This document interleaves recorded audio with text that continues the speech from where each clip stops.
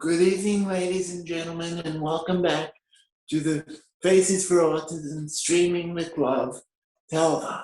I'm Jacob Hackett, your host. As you've heard some stories from some teachers, from administrators, from parents, from aides that work in school systems, and many more different stories from people all across this country, friends of ours tonight, and much more. My next guest, I have a real treat for all of you.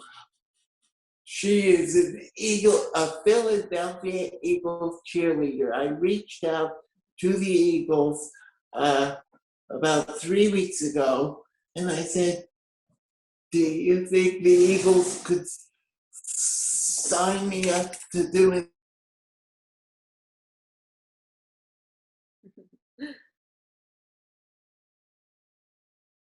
interview together?" It is my pleasure to have Philadelphia Eagles cheerleader and occupational therapy student at Jefferson University, Allison Tuso, as my guest tonight. Thank you, as I said, for being here. Thank you. So we'll get started. I mean, we'll get to, as you told me before I met you, you're a first-year cheerleader. So for those of us, for those watching, I should say, tonight, give people a sense of what did it take to become a cheerleader? That's a great question, Jacob. So this past year was a little bit different because of the COVID-19 pandemic, of course. So just as we're doing this interview over Zoom, that's pretty much how the tryout worked this year, which was definitely different than the usual in-person tryouts. But I think we all are adjusting to the changes that the pandemic brought. So the tryouts looked a lot like this over a screen, but it was still such a blast to have something, even just have something to do during the pandemic. Having some excitement during the pandemic, because it's definitely something that can be isolating or can really become sad because you can't really see a lot of people. So this was a fun way to just engage with everyone, and it has been such a blast the whole year, despite the circumstances of the pandemic, but it's still been such a fun first year on the team. Yeah, and we've talked a lot about the pandemic tonight itself, because Faces normally, if it were a normal year without COVID, we would do a comedy show fundraiser. And that's our big fundraiser for the year. Okay, we thought about it. You can't do that. You can't have a room full of people to do a fundraiser. It's physically not safe right now. Yeah. So they're working to figure out an alternative plan to do it later in the summer. Hey, if it has to be outside,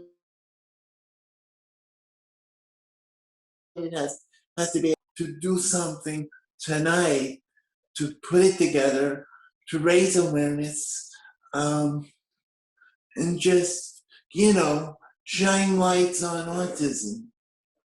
Right. That's great. I think making adaptations but still having the same goal of raising awareness for autism is totally doable. And I mean, you'll get so many people that are still supporting, even though it's not in person, which is amazing.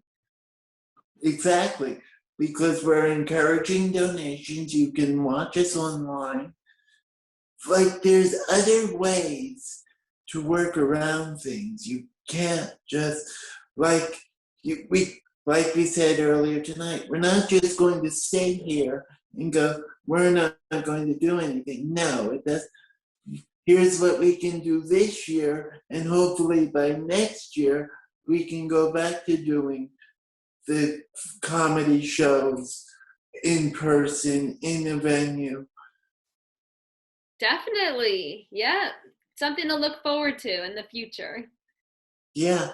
So my next question, give us an idea of, you said you're going to school to be an occupational occupational therapist. For our viewers watching, give them an idea of what that's like.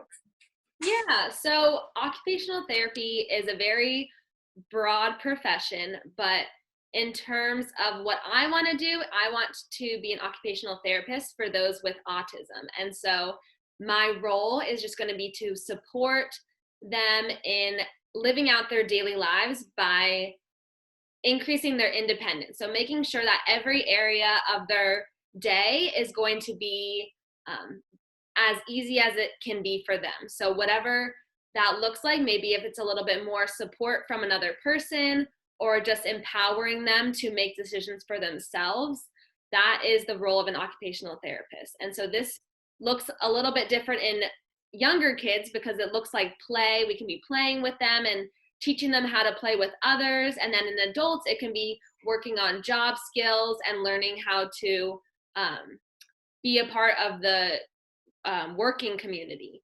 So it's so exciting getting to be a part of the occupational therapy that they can fit in as much as they want to be in.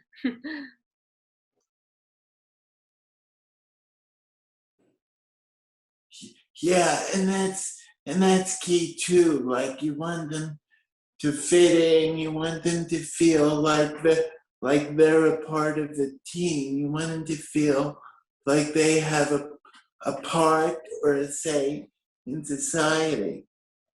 Right. And that's another thing is just helping them get their voices heard because sometimes that can be muffled by other areas and people look at different parts of them, maybe like some of their deficits. But what we need to do is look at their strengths and how they have so many strengths and so many qualities to them that we can really use in society. So integrating them into society will be completely beneficial to us, and really that's the goal, is to get that awareness, get that inclusion, to have them just be like anyone else.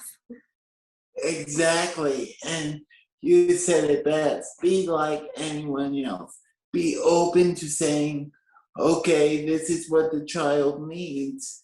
Let's help him, but don't overstep the boundaries and let the teacher or the assistant in this, especially if it's a school district, let them let let the child, if they're or adult, if they're able, let them have a say. And like you said, having, if you want to work with adults in job skills, that's important too. So they're able to go out, they're able to get a job and live out their dreams just as you would want. Exactly. Yeah. And you said it best with making their own choices, letting them choose and be able to decide instead of having someone else decide for them, which can be a trend of the past. But now we're moving towards the empowerment part of it and having them make their decisions with some assistance or maybe without some assistance, but just letting them make their own decisions is exactly in the direction that we want to go. Exactly. You attend Jefferson University, correct? Correct. Yeah, that's right. Can you just give the viewers? I know we probably have some high school students, and also like give an idea of the OT program and what the viewers. I know we probably have some high school students, and also like give an idea of the OT program and what campus life and on the college or the campus is like. Yeah, so it's definitely different than the usual college campus because I'm right in the middle of the city. So I'm right in the heart of Philadelphia, which obviously I love Philadelphia. Philadelphia is such an amazing city. But just being in the OT program, we are working in the community of Philadelphia. So we have these like internships where we are actually placed in actual occupational therapy offices. We are placed in the hospital, so we get a bunch of experience being just observing and also engaging in the treatments. So where I was Jefferson Hospital, but it was outpatient, and it was a pediatric clinic for those with autism, for those with ADHD, sensory integration disorder, and CP as well. So this was a clinic that was it was so much fun, because with these kids, I was able to get to know them and get to really interact with them and learn their strengths and learn their interests, and then integrate that into therapy, so that therapy was just a fun time to play for them. But this was also helping them improve with their social skills, their motor skills, their sensory processing. And yeah, so that's what's so much fun about OT school, is that it's a lot of classroom work, but it's also, we get to be with patients and clients and working with others while we're in school. So it's a cool balance of being in person and just learn by doing, and then also classwork.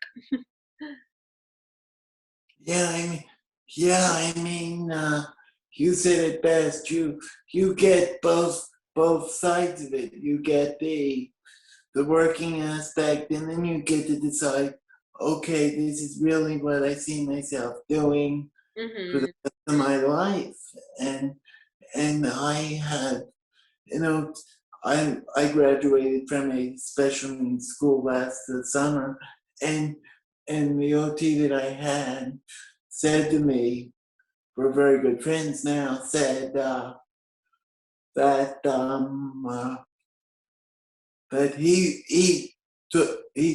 he was a speech pathology major at first, didn't like it, and then was at another college a little south of where you and I are, and said, I didn't like the speech major, went to OT at a college in Philadelphia. So you see, for those of you watching this, it's all a matter of picking and choosing, finding and choosing what you want to do. Because I'm sure Allie can tell you firsthand that you're not going to find what you want right away. Yeah, that's right. It's definitely difficult, especially right out of high school, to know what you want to do for the rest of your life. So it definitely is nice to observe different areas. If you're interested in speech, you can reach out to a speech pathologist and ask to observe in their office. Same with OT, same with PT, doctors, nursing, all the different professions, even engineering, finance, accounting, all different areas. You can reach out, and I think observing is what made it most beneficial, to know, okay, this is what it actually looks like when I'm working as an OT or as a speech pathologist, so that you know, okay, I could do this for the rest of my life. And more importantly, enjoy it. And enjoy it, not settling, enjoying it. Yeah, enjoying it. Friends, you're hearing it from an OT student herself. Please, if you have the time, donate to Faces. They need your money. We've already raised a lot of money tonight for Faces. Please donate, whether it's $5, $10 or more. Please donate. And you're hearing a real story from an occupational therapy student. Yes, everyone, donate to Faces for Autism. Thank you. Thank you.